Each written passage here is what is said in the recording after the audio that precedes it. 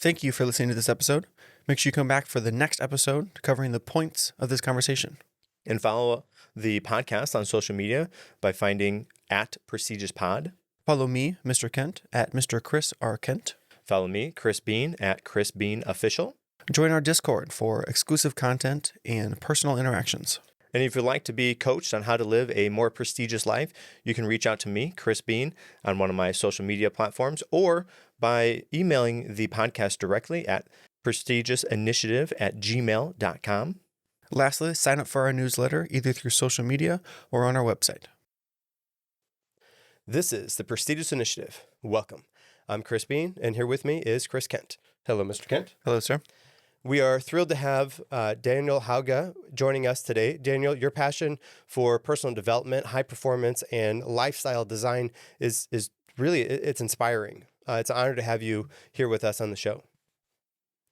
Hi, Chris, and hi, Chris. Thanks for having me. I'm super excited to do this. So yeah, glad to be here. So Daniel, let's start with getting a little bit of foundation. Tell us a little bit about yourself, and that way we have an understanding of where we're coming from, so our listeners know a little bit about you. Absolutely. So in a way, you could call me a life designer. What I like to do with people, usually this is some kind of entrepreneur or business owner or freelancer, is that we design a life that has all of the key pillars, all of the key values, because if we're building a life, we may look and even feel successful once in a while. Like if you build a successful business, you may feel successful, right? But I just see so many business owners or people in general who may appear successful, but they're not happy and they're burned out and they're not confident and they're lacking some of the other key pillars of life. So what I do with clients is we first identify what exactly it is that matters to them, and then we basically build systems around getting them closer to that in a consistent and sustainable manner. And like I said, usually this is an entrepreneur or a freelancer, but usually it's just it can be other people as well. Usually it's someone who's doing well with their careers, but they're not feeling how they thought they would be feeling after killing it with their careers. So that's what I do. Very good. I admire that. That seems very in line with the things that we have talked about previously on this podcast. And so with that in mind, how do you bring your clients through the process to help to identify what their values are, and then how do those values relate to the different layers of their life? Exactly. Yeah. So the first step is always and always will be clarity. First, before we do anything, before we do habits or we build systems or we scale a momentum thing or whatever, like it's all about clarity first. And when I say clarity, that is first of all getting clear on your values. I imagine that's something you talked about in the podcast before. It's such a big deal, such a big part of building a great life. And we got to get clear on these values, because if your number one value in life is freedom, but you're building a career or a life that gives you the opposite, right? That traps you, or that you're building a jail cell for yourself, then every unit of productivity or effort you put into bettering your life is actually taking you away from the life that you want, right? So values, and then I would argue that it's not enough to stop there. I would dive deeper and go into the different layers of values. So I may say, okay, my values in life are confidence, freedom, feeling like I'm making an impact, and having good people around, whatever, right? And then if we took one of these pillars, which in this example is confidence, right? Confidence for me could be a pillar or a value. Then we would dive deeper into that. It's not enough to just say, I want a life where a key ingredient of that life is me being confident. I would also look deeper into that and say, okay, what makes you confident? Like, what gives you the feeling of confidence? For me, let's play along with this example. It could be that one thing that is very important, like a very, very crucial ingredient for me feeling confident, is that I'm doing my best at work. Could also be that I wanna look good, right? It's my physique and my whatever, my appearance. And the third one could be that maybe I'm doing well socially, right? I have a bunch of friends and I have a great dating life, whatever. Um, and then you could actually go even deeper and you could say, okay, you want to look good. What does that mean? Is that your physique? Is that the way you dress? Is that your skin? Is that your haircut? What gives you the feeling of looking good so that you can get the feeling of being confident so that you have uh, the life that you want, right? It's the same thing with the um, doing your best at work. So for me, when I'm working with a client, I would look at, first of all, get clear on their values, which they almost never are. And then once you're clear on those, you figure out which one is lacking. Let's say it's confidence. Then we dive deeper, we figure out what exactly is it that you need to be confident. And then it may turn out that I am doing my best at work and I'm also killing it socially, but I'm not looking the way I want to look. Or maybe I am looking the way I want to look, but I'm not killing it with I'm not doing my best at work. And then that's what we would then begin to build a system around, right? So let's say I'm not uh, doing what I want to do at work. I would be building habits and systems around that, and then we would scale those with momentum, which we can get into also if you want to talk about those things. But that's the first step. Always get crystal clear, and we try to make things as tangible also as possible. So confidence is maybe not an easy thing to make tangible, but I would want to try anyway. And with things like money and your physique and stuff like that, you can put numbers on, right? You can say, sometimes clients will tell me they want more money, and I'm like, cool, here's $1. What's next, right? You have more money now. What I would rather hear is, I want to do $17,000 a month in revenue with 80% margins within the next 6 months, right? That's more clear. So yeah, clarity is the first and by far the most important step, in my opinion. And then once you have that, we try to build what you've designed, you can say. Okay, so first, I think you're absolutely right. With people don't have a core set of values, or they might say, yeah, sure, I do, but then when you drill down and try to find out what those are, they have no idea. And I know for us, the way that we've talked about doing values before, because it's kind of tough. It's kind of hard to define what a value is to each person individually, and the exercise that I have talked about previously was, you think about your life as different areas. So I have an area where I'm a podcaster, I'm an area where I'm a husband, I'm a parent, I'm all these other things, and I link. So I get a list of the different areas, different hats that I wear throughout the day or the week, a month, year, whatever it is, and I have that list. Okay, great. And then I take that list and the next step is to put those different areas into a hierarchy. What's most important? What do I value the most? And I build that list. And then from there, I create a why. Why do I value being a husband? Why do I value X, Y, Z, A, B, C? And then the last step, which I think is often overlooked, even more so than the why is it important, but it's to put a affirmation with each of those. And then, so I have an affirmation that goes with each of my different values. And on top of that, I have a reminder in my phone, my system that will run that says, hey, remember, and it gives me that affirmation on specific times during the different days, different weeks. Sometimes it's every day, sometimes it's only weekly, depending on when it is. And more often than not, I try to link up that affirmation with the thing that I'm doing. So if it's about being a parent, hey, remember, you are the best parent to, whatever the affirmation happens specifically be. And then that will help me to align myself with remembrance of the why, and then the value, the hierarchy, the whole system. And that, going through that process was trying to find out what that looks like for somebody to build that system to create the values was tough. So I can only imagine, as you are interviewing and talking with your clients, it is a challenge to get them to think about what their values are and to build those. So I guess my question is, what things have you done to help them along that process, to help them to establish what their values are? Because lots of people don't have, any ideas of what that is. Absolutely. So what I would do for a client is a similar thing to what I would suggest just about every person on the planet due to themselves, which is, and this was actually not something I thought I'd be talking about, but it fits perfectly with what you're saying now and what I'm saying. So I'd love to talk about it. Which is questions. I ask questions, ask a lot of questions, and usually they will kind of, the client will kind of dig and dig and dig in themselves, and they will find the answers. Oftentimes, I heard Elon Musk say this actually in an interview I saw yesterday. He said the tricky part is rarely finding an answer to a clear and good question. The tricky part is asking the right questions, and I think that's pretty big. And I have in my book, I give this example of, if I asked you right now what 4 + 4 equals, I hopefully you'd say 8, right?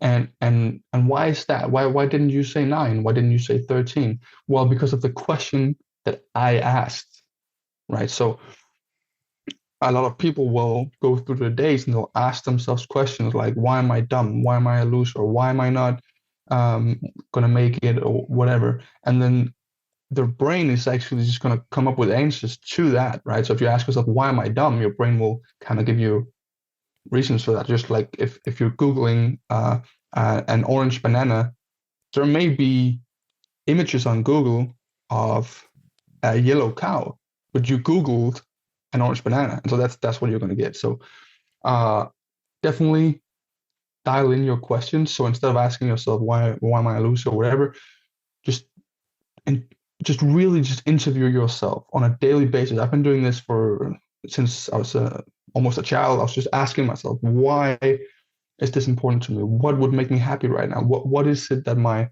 life needs for it to be better? And then even when you have that, when you have a value, let's say like you say, I love your value system, by the way, it's great. And you have the bucket or the area, whatever it's called, podcasting, then I would ask, like, first of all, what do you want that area to be like? Like, what would it actually look like to have your dream, like, podcasting scenario? And then equally important, try to put words to where you are right now. So I would say, like I said, use questions to figure out where exactly you want to go, and then use questions to figure out where you are right now.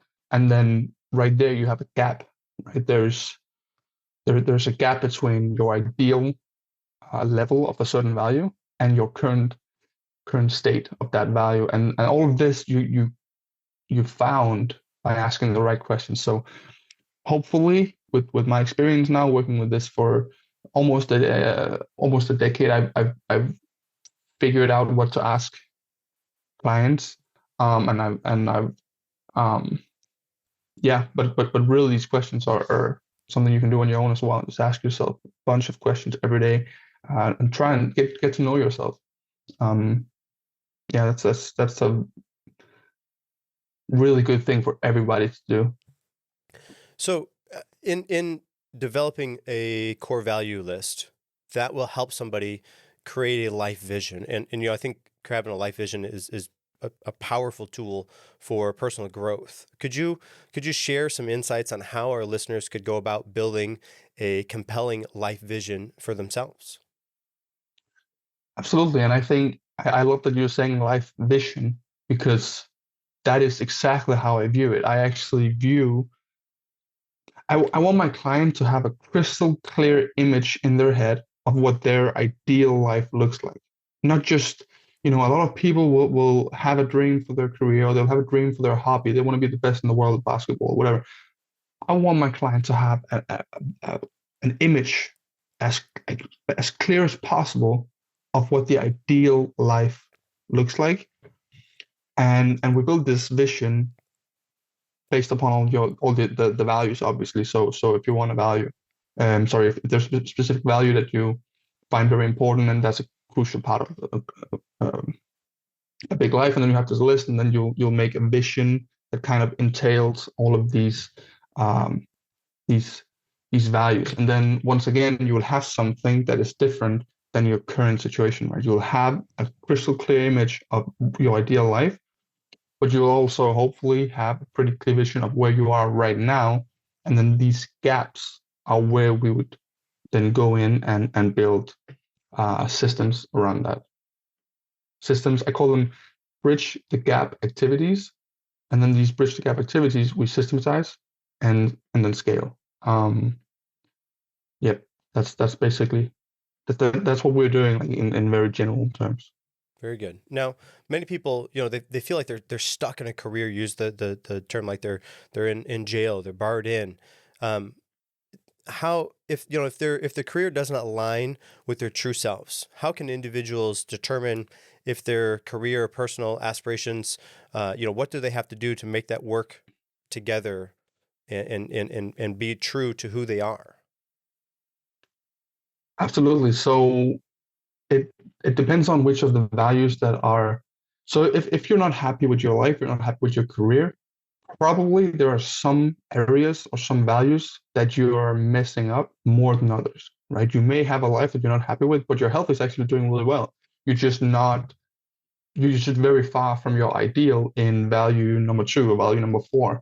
And back to your list with the prioritized values, you may do really well with the first 3, and then terrible with number 4, and then okay with number 5 and 6, right? Then okay, 4 is where we would probably look first, right? Look to fix that, because that's the most painful right now. It's the biggest gap between what you want. And so, if, for example, I talk to a business owner and I ask him why he started his business, and he says, well, the main thing was freedom. And I'm like, freedom? First of all, you've built your business around an office culture that needs you to be in the office at least 50 or maybe 60 hours per week. Second of all, almost all your marketing, all your sales calls, all your meetings, all your everything relies on you. And, and then we would talk about that. So then I would use some of my business experience as well, but mostly I try to stick to having the life design expertise in there. But I have been running a business for a while, and so I can relate to the business owner, at least, in terms of how can you delegate, how can you outsource, how can you turn this office culture into a more freedom based culture in your company. But then someone else, you may have someone who doesn't want the freedom aspect, who actually likes suiting up every morning and going to the office, and he has 40 employees that all rely on him, and he goes in there and he's the boss, and with the big office, whatever, right? That's what he actually likes. So for him, that's a really good business. So it's not that every business has to be freedom based, or every business has to be scalable, or every business has to be detached from your time or your location detachment, I call it, when you don't need to be there, because some people love that. So absolutely, I would usually, when you have a big like net, or a big web, I should say, instead of all your values and all the crucial ingredients of each value and all of that, it often becomes very obvious what needs to be worked on first. Because if there's a value that you're just very far from your ideal state, it will stick out like a sore thumb. Like, you'll really see, oh, okay, right, this right here, I need to fix this right now. So I don't want to sound like a broken record, but usually when you have the clarity, many of these aspects and these problems will either solve themselves, or they'll be very, very, very solvable. Like the person who now realized, well, okay, I built my business to freedom, and I have less freedom than I've ever had. Then that's what we would be working on fixing, right? Because that's the big gap there. So, yeah. So with freedom being something that's high on a lot of people's list, despite maybe not necessarily what they actually want, it seems like a lot of people want freedom. And you've talked about the importance of not becoming a slave to your lifestyle. How can somebody, maintain control in their lifestyle, but also give themselves freedom to do the things that they want to do? I like systems a lot. There's this guy called Jocko Willing that says discipline equals freedom, and I usually take the people that I help on a similar journey, where we try to make things disciplined. We try to make things habit based and system based and stuff like that, so that you have the freedom to once in a while step outside. Like, for example, let's say you have a system for how you're eating or for how you're working out or whatever, and you're pretty consistent with that, and it's dialed in, and it's consistently getting you towards your desired results, whether that's losing weight or building muscle, just feeling good. If you have that dialed in, then you now have the freedom to actually have that donut at your niece's birthday party, or to actually have a pizza with your girlfriend that one Friday, because I'll get right back to my systems tomorrow, and it'll be all right. I'll still hit my goals and all of that. So while it may sound counterintuitive to build your life around systems and routines and stuff like that, I actually found that for me and for the people I help, we feel a bigger sense of freedom. For some reason, I'm the dude that eats the extra donut at the birthday party, and for some reason, I'm still the dude that's like in the shape he wants to be in, and stuff like that. So that's I have the freedom to do the donuts, which I rarely do, but I have the freedom to do it if I want, because of the systems. So huge system guy for sure. Well, I absolutely love systems. I've incorporated numerous systems in my life, and sometimes over systemize thinking about things. And I guess my question is, when you say systems, do you mean like a tracking system, a set of habits, and maybe it's all of these things? So maybe it'd be like a set of habits, and set of habits. I like daily practices, which is essentially the same thing. It just brings a little bit different mindset to it. But habits, tracking, journaling, like what do you mean by systems? What is that? What do you mean by that? Let's clarify that. Absolutely. So first of all, I would say all tracking and journaling and stuff like that, I'm a huge fan. Absolutely, tracking is awesome. I try to track the things that I can track in my life, and it usually works out great for me. But when I say system, what I usually mean is, let's say you've identified, okay, one of my key values in life is health. And one of the ingredients that gives me the feeling of great health is my physique, right? And one of the ingredients of me feeling like I have a great physique is I have big muscles, whatever, right? Like usually, like a lot of men, when they're starting to get into fitness and stuff, it's because they want to build muscle mass. So that could be an example of how you go from, okay, I'm not happy with my life. Why is that? Okay, well, one of my key areas or of life, or my key values, which is health, I don't feel healthy. Cool. Why don't I feel healthy? Well, that's because of my physique. Why don't I feel like I have a good physique? Well, that's because I don't feel I have the muscle that I want. And then we would do what I said before, these bridge the gap activities, which is, what's an activity that you can do that will bridge the gap? What's something you can do that will take you from where you are now to having more muscle mass, right? And this is where I sometimes step out a little bit, because I'm not an expert on everything, right? Like if you want to be better at the violin, I don't play the violin, so that's where you will have to like use my template, but then maybe Google ways of practicing the violin, right? So for our example here, I would usually just say, well, we know weightlifting is how you can go from where you are to having more muscle mass. And then if they want to get way more into the details of that, sure, you can hire a personal trainer, or you can Google around and read a book. That's stepping a little bit outside of my area of expertise, but I understand that lifting weights will help you build muscle mass. And then now we come to the systems, which is, there is a very big difference between saying, I'll go lift weights when I feel like it, and I have the time, and I have the energy, and the stars are aligned, and right, very big difference between saying that and then saying, I'm lifting weights for 45 minutes after work on Mondays, Wednesdays, and Fridays, right? So that's a system. That's taking a bridge the gap activity, and then you build a system around it, which could be, like I said, I work out after work. Could also be, let's say you want to improve your financial situation, so you want to educate yourself a little bit on personal finance. Well, that could be every morning when you're eating breakfast or whatever, and you're on YouTube anyway. How about we make a system that says those 20 minutes of you watching YouTube, that's personal finance stuff. If you do that every day for 6 months, you'll be pretty strong. You have a strong foundational understanding of personal finance, right? You'll probably have that within the first month, maybe. So that's a system, yeah. And then if you guys want, we can go into how I would get those systems started, and then how we can scale them and automate them and stuff. But yeah, systems are key. So I'm curious, what's your take on the balance between quick growth and sustainability, and maybe moreover than that is, how can people make the right choices for themselves along their personal development journey?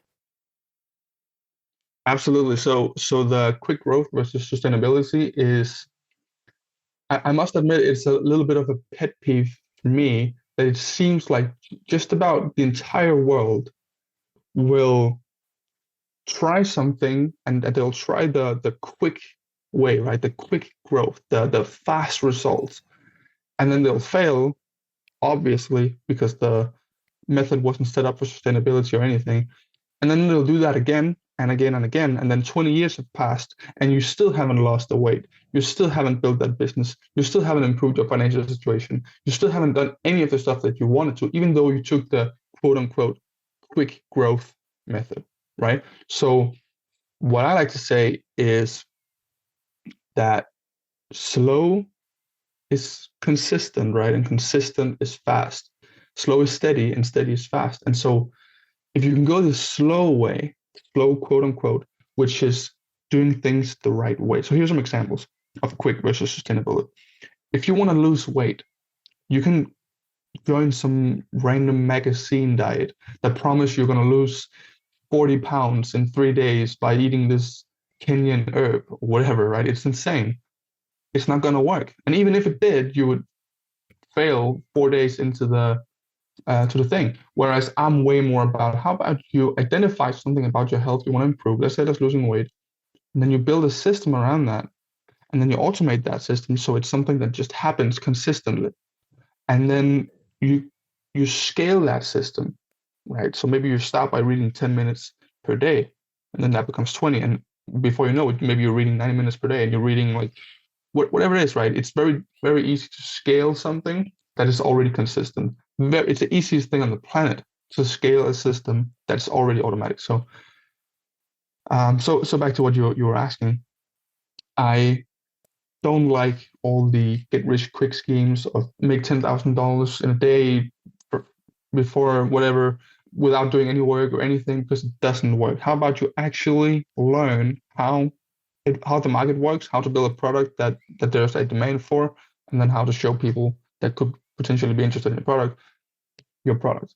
Instead of buying a magazine diet, how about you actually just make tweaks in your health routines so that over time you'll be better. And by the way, when I say the slow method, some of my clients that wanted to work on their health, stuff like that, they've lost more weight in a year than the 25 years up to that point that they tried with all the quick methods. So I may call it the slow method, but it's faster than anything I've ever seen.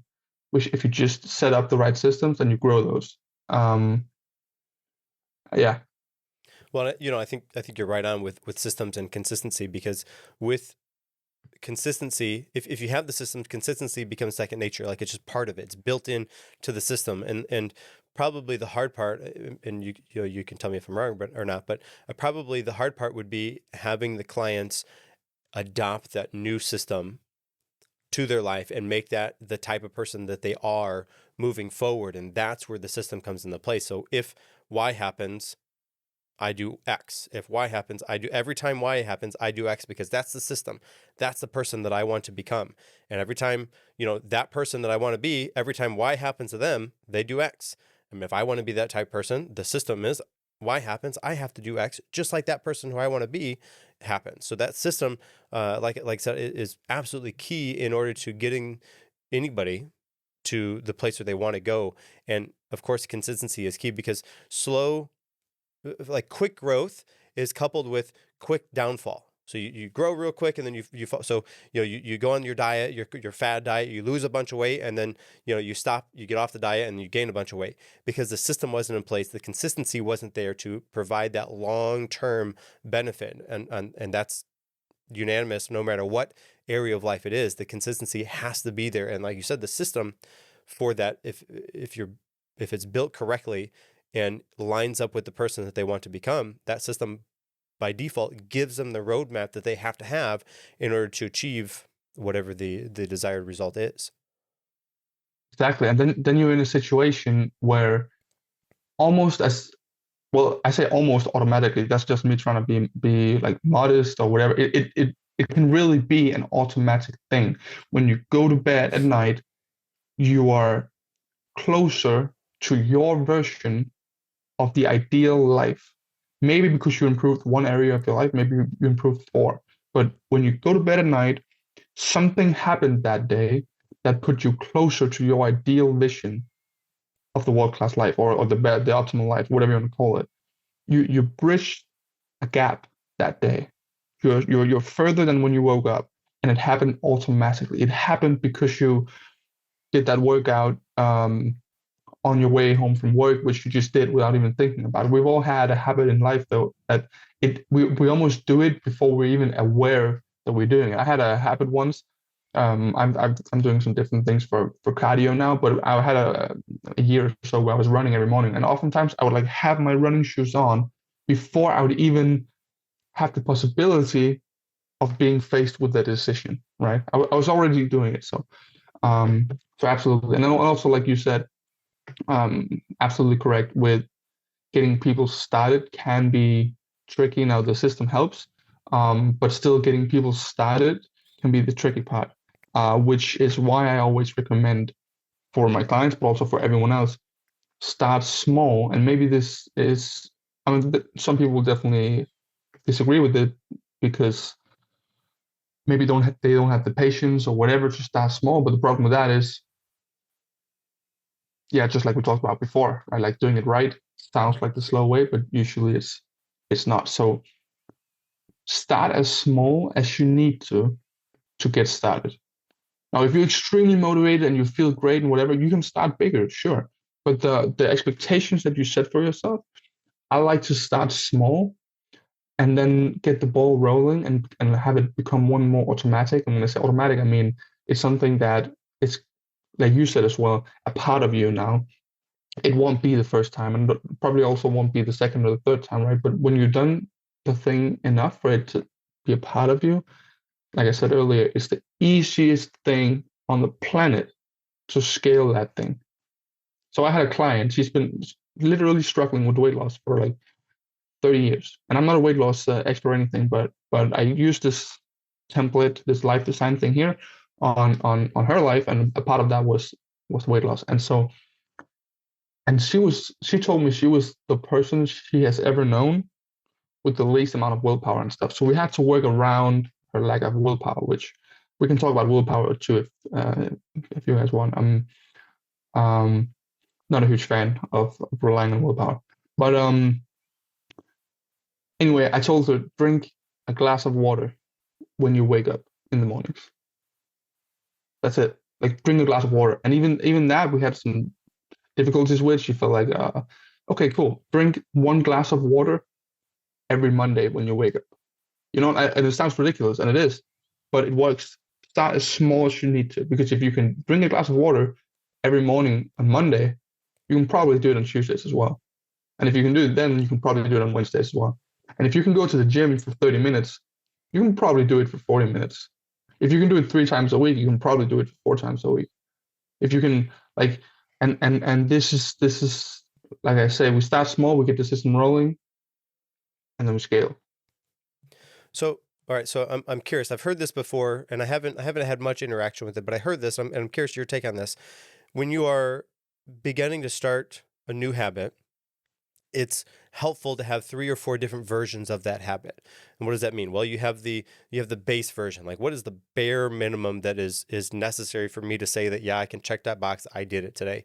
Then you have a step up from that that's a little bit more. You have a step up from that, which is like, where you kind of want to be. And then you have a step up from that that's like the best version. Like, I went to the gym today and I did, X for an hour. And you start with, there's 5 minutes, there's 15 minutes, there's half an hour, 45 minutes, whatever it is, but it builds as it goes. And as you are tracking these things, you know that you have to put one of these things on your list that you did today, whether it's the black version, the orange version, the blue version, or the green version, the different colors that would correspond to as it gets better as it went. And the mindset for that is doing it, even the smallest version on the days like, oh man, I just, I really don't feel that I can do anything. as I'm interacting with this, that somebody else had said, they said just to put down that red version, even though you didn't feel like it, even though you went there, you only did 5 minutes, you read one page, you did it. And more often than not, you will go there with the intention, the anticipation to do that lowest version, to read one page. And then, in fact, you'll read 2 or 3 pages. And while that's not necessarily one of the other higher tier categories, is better than doing nothing at all. And with building a system and tracking these things, I can still check that box that I did it, even though it was the lowest version of it. And the idea is that in the beginning, you'll have a more often than not the lowest versions of those. But as you go, those red versions will turn into orange and green or whatever the better color versions are. And then every once in a while, you can allow yourself to have a red day where you do the bare minimum, but you still can check that box because you did it. And that was something that you set up for yourself. You agreed upon, even though I'm only going to read one page. I said that I was going to read today, so I'm going to read this one page because that's what I committed to doing. And again, because it's a established protocol that you have built going into it, is helpful because then you can still check that box. I'm just curious. Have you heard of that? Have you encountered that? What do you think of that? I actually haven't heard of that. It's definitely something, if that's okay with you guys, that I'll be testing on myself first of all, which is what I do with everything. I test things on myself, and then I have my family and friends I'll test certain things on. Then if it works for people, then I'll try and share it in some free stuff, and then I'll use it on my clients. But that's very interesting. That's very interesting, and I love it because you're absolutely correct about as long as you get going. First of all, that alone, that in and of itself, even if you actually end up doing the bare minimum, is a lot better than not going to the gym or not whatever it is you want to do.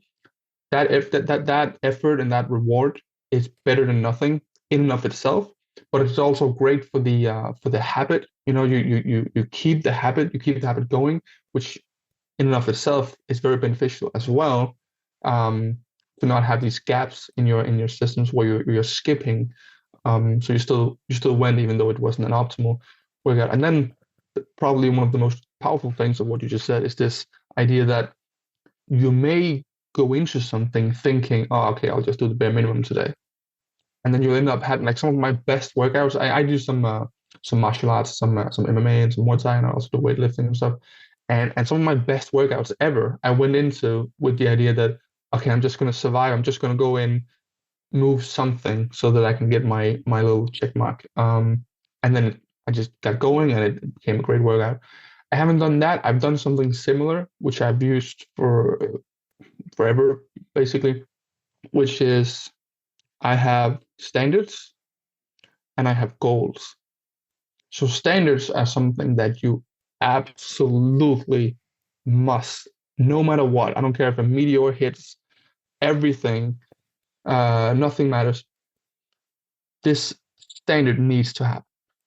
And these standards will often be small. These will probably be equivalent to your red dot. They'll probably be like, okay, I just need to read like half a page or something like very, very small that is acceptable for you to expect of yourself, that this needs to happen no matter what. So the standard is something that you very rarely want to get below. And we all have different standards. We all have very different standards. Some families, you'll ask them, hey guys, how often do you eat McDonald's? And they'll say, well, once every other month. Anything more than that, and we start really like that we've failed. And then other families, you'll ask, and they'll say, well, 4 times a week. But when it gets to that 5th time that we're going to McDonald's per week, that's when we feel like we've failed, right? So we all have different standards.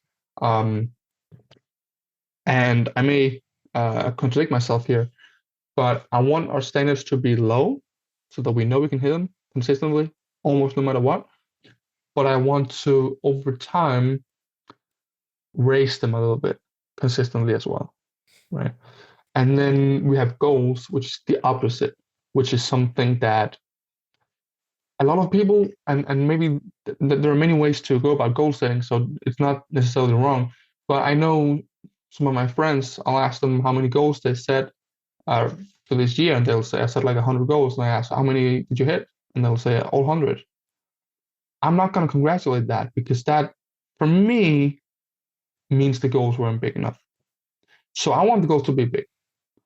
I'm not saying you should never hit them, but I want them to be big. If I have a goal of doing $100,000 in revenue, and then I'm like, you know what? Let's think big. Let's push myself a little bit. And we say, no, I'll do $1 million. And then I only hit 70% of that.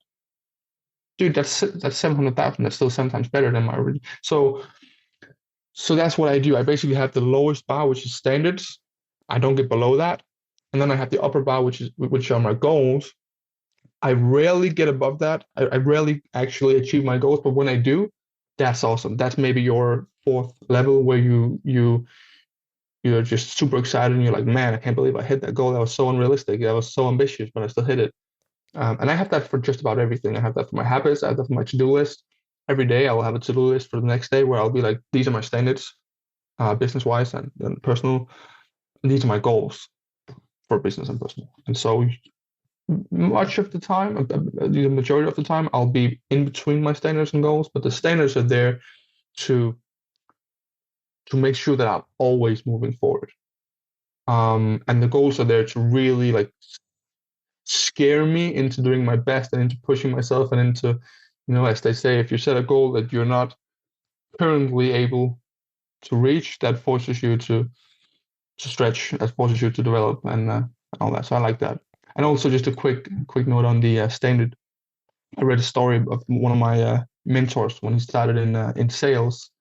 He would try to find the best salesman in the company, and he would try to work just as hard as him, right? And eventually he would go up to his boss and he would be like, "Oh, look at me! I worked 18 hours yesterday, or I sold 3 packages yesterday, just like the best guy did. He also sold 3." And the boss told him, "Look, we can all have great days. We can all pull a 16-hour workday. We can all have a great day where we do 3 sales. But what I would like you to do is I would like you to look at the best guy that we have here. Look at his worst 50 days last year, the worst 50 days he had, and then I want you to look at your worst 50 days. I promise the best guy, it looks very different than your worst 50 days. And that's the entire idea of these standards that I put in place for myself and my clients, is that I want your worst days to still be like, whoa, in like 4 of my major values in life, I've progressed today. Even when you didn't feel good, or even when nothing was working and you were unlucky in a billion ways, whatever. I want your worst days to be like, man, I progressed in ways that I'm very proud of today, or at least I progressed, right? So standards and goals. Yeah, what a good way to look at that. So you've mentioned, not today, but you've mentioned the idea of 100 fights, and I'm wondering, Right. can you explain that idea of how that relates to willpower versus systems, and how that impacts with our personal growth? 100%. So like I said, I do martial arts. I do boxing. I do Muay Thai. I do MMA. I do all of it basically. And one thing I've seen is that no matter how good of a fighter you are, if you were to step in the ring and have 100 fights in a day, you would lose some of them. I don't care how good you are. You would lose some of them. Maybe you'd lose 4, maybe you'd lose 60. You would lose some of them.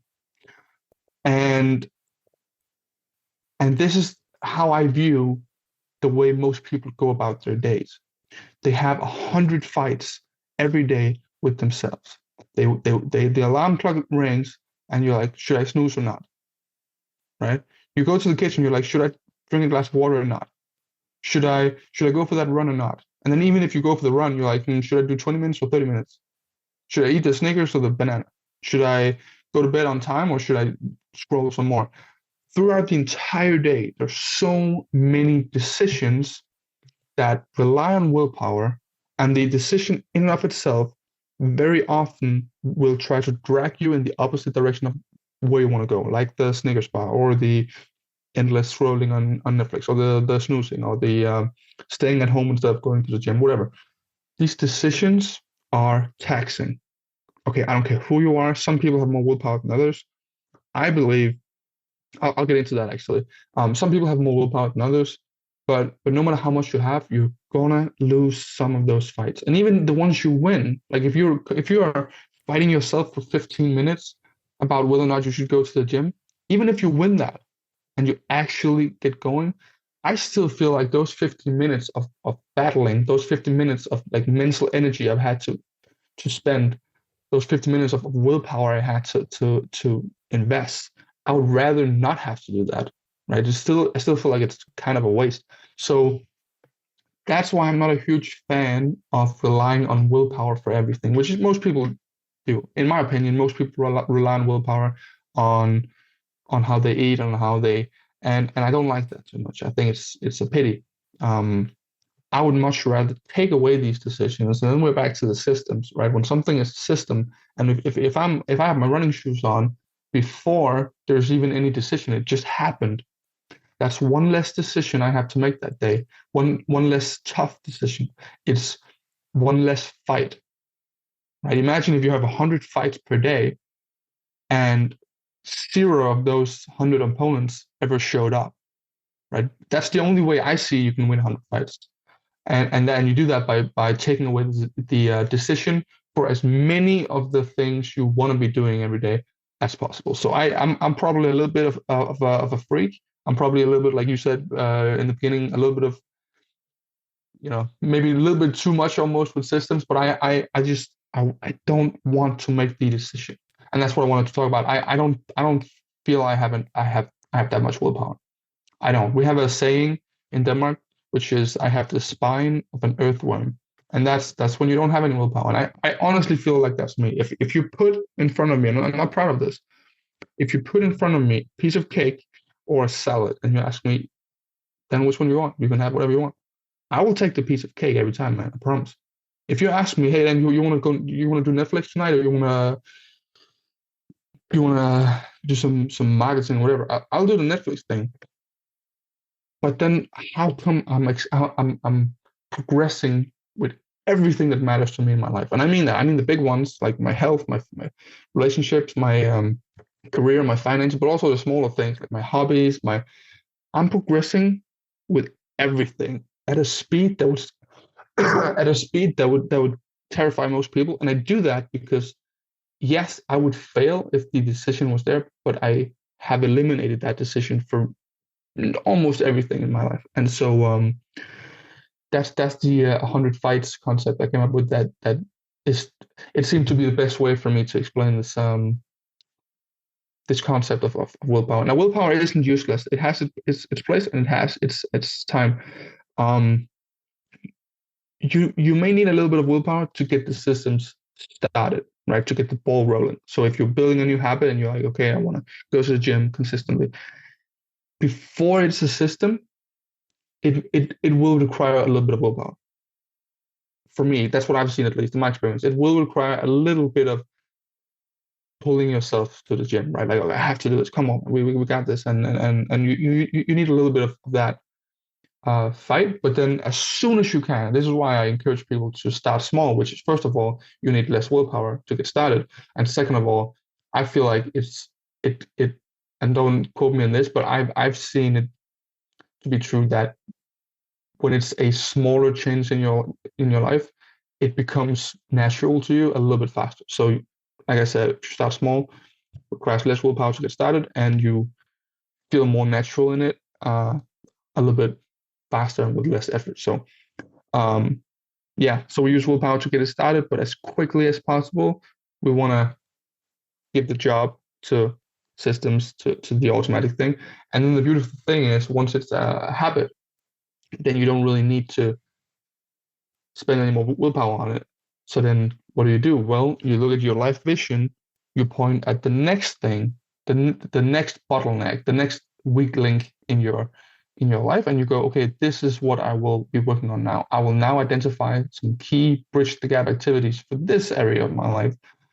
And then I will use my little bit of willpower, as little as possible, and then we get started with a system there. Once that's going, once that's systematic, guess what? We find the next bottleneck, the next weak link, and we do that. And when do we stop? Well, that's completely up to you. I'm probably gonna stop the day after I die. Every time I see a difference or a gap between where I am in life and where I want to go, I'll look at, do I have the optimal system for that right now? And if I don't, I'll build a system around it. So and it's beautiful because at this time I probably have 20 systems, if not more, and I don't feel them. It's just my new default. Like you said in the beginning, you said it becomes part of you. All these things are just a part of me now. You know, people think I'm like superhuman or something. I'm not. Quite the contrary, in fact. I've been on the opposite side of all of this, where everything I did pulled me away from the life I wanted. Right. So, but right now I feel pretty. I feel like I'm progressing with everything that matters, and it's due to my clarity, and it's due to my systems. And that's what I want to share with the world. Is what I want to share with your listeners. Is this clarity thing, and then find a way to consistently progress towards that. And it sounds extremely simple, and I guess in a way it is, but it's what works. Okay.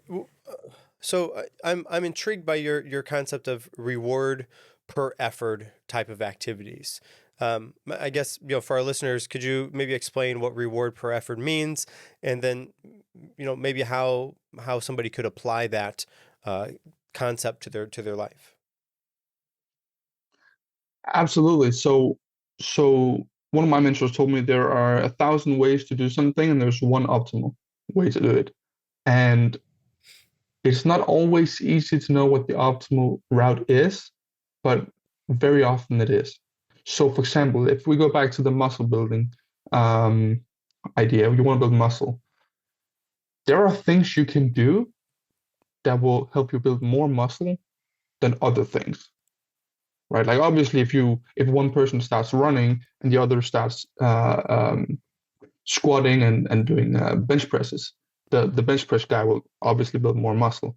But then what about someone that does push-ups versus someone that does bench press, right? There are some of these activities where, and this is sometimes where unfortunately I have to um, admit to my client that it's outside of my expertise, but oftentimes it's like one Google search away. Um, but so anyway, what I'm trying to say is there are many ways to do something, but there are some activities you can do that have a higher reward per effort ratio. And so, what are some examples? Well, like I said, if you do 30 minutes of bench pressing 3 times a week, you're probably gonna get more muscle mass per energy invested and time invested and effort invested than the person who's doing 2 hours of push-ups every day, 7 days a week, right? And same thing when in business, right? There are some things that I can do in my business that takes an hour, and it's going to make me more money than some of the things I can do that will take me 10 hours. So there's a higher reward per effort ratio. And these activities that we can identify. And like I said, oftentimes these are a quick Google search away. Like if you want to be the best at violin, literally just Google the different ways of practicing and trying to look for which one is the best one. Um, and then the activity that you can identify that will produce the highest reward per effort ratio, that's the one that I would call the bridge the gap activity that we would then build systems around.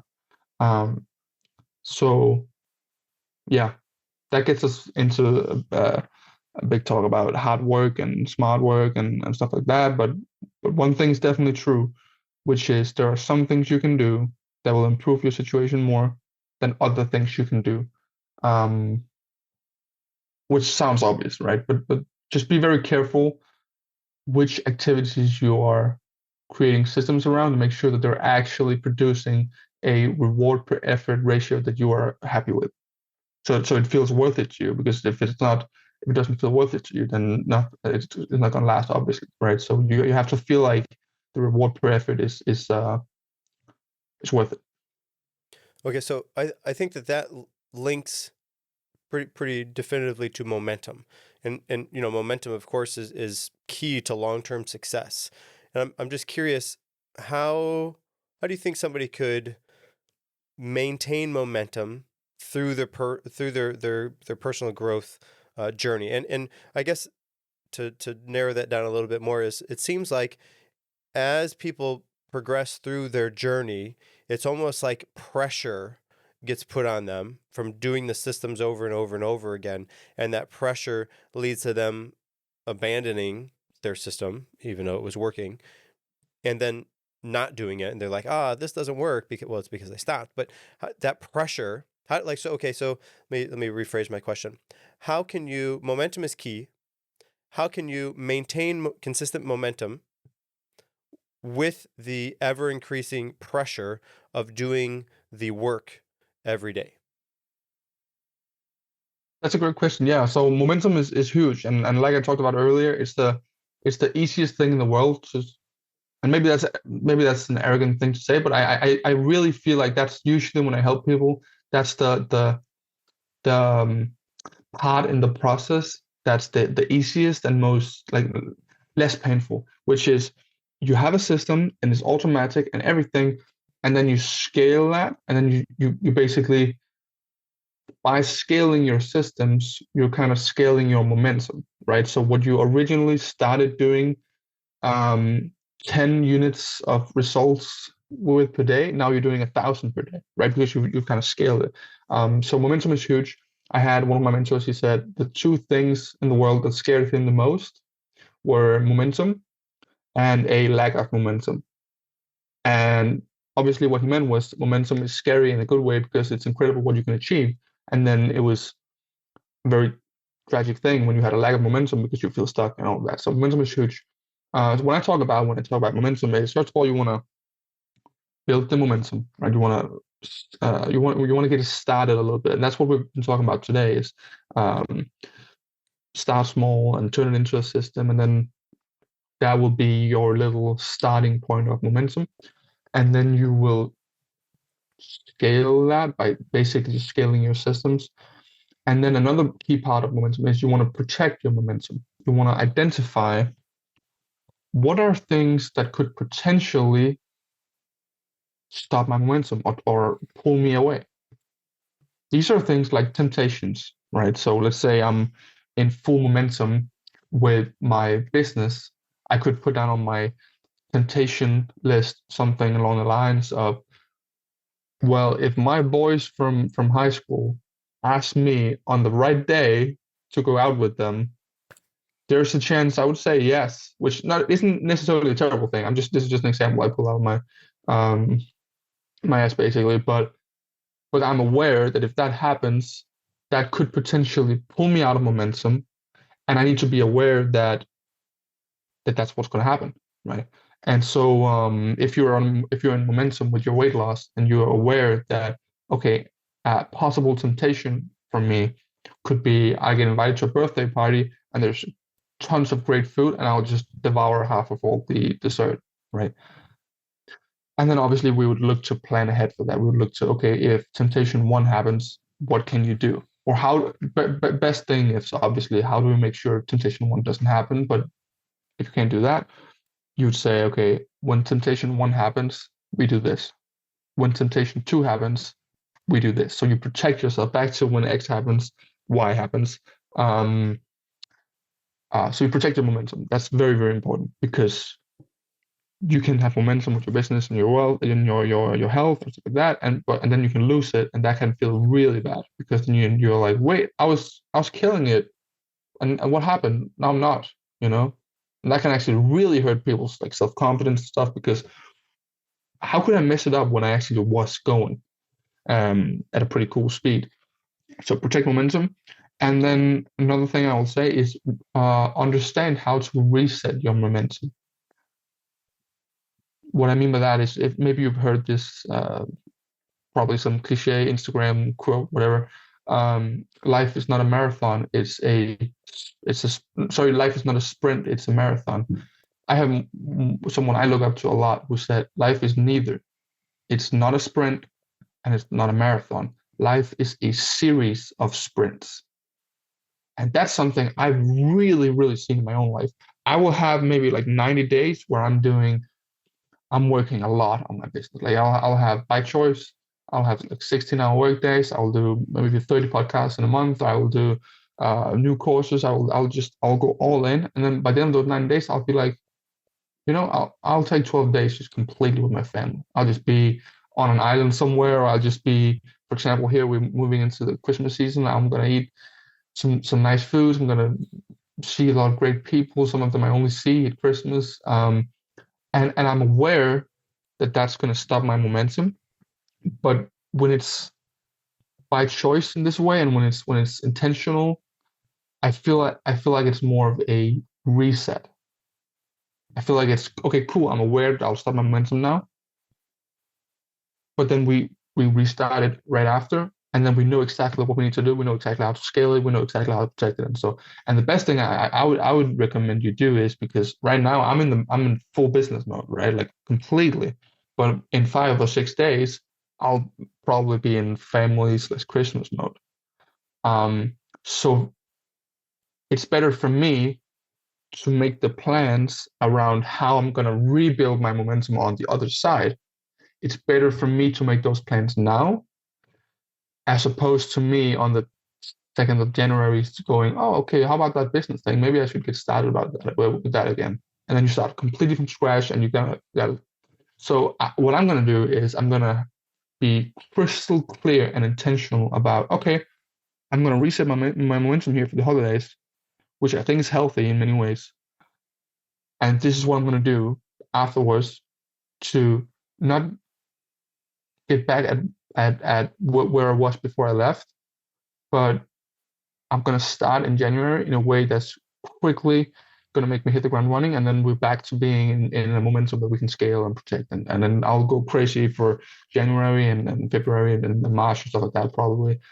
So that's how I go about resetting momentum. I think that certainly has its time and place. It can be scary because you can be like, oh wow, I'm completely unstoppable. I'm hitting every goal. I am hitting all the results I want to dream of hitting. And now you're telling me I should do nothing for 10 days, or I should stop my momentum. But if you do it right, it doesn't have to be uh, devastating. Very good. Well, Daniel, before we wrap up, do you have any final thoughts or key takeaways to share with our audience? I don't think so. First of all, I'd just like to um, kudos to you guys for already talking about all these values systems, and already talking about like, and I like the one with the 4 levels of uh, standards and goals.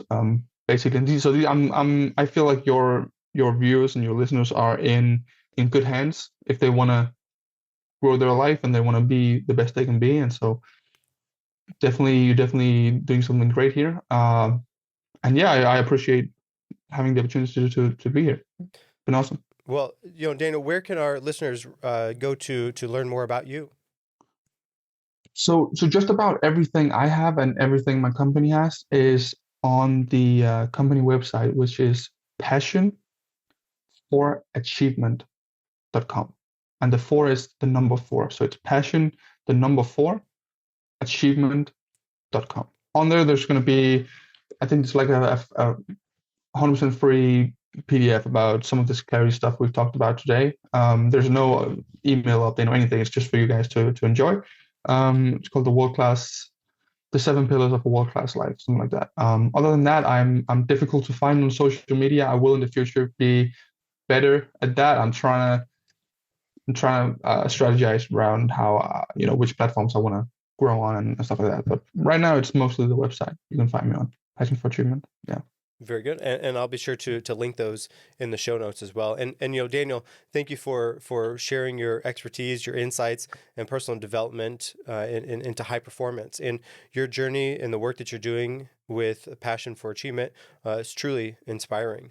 And to our listeners, remember that personal development is a journey, and these insights that we learned from Daniel today are valuable as a compass. And of course, stay tuned for more episodes that will help you reach your full potential.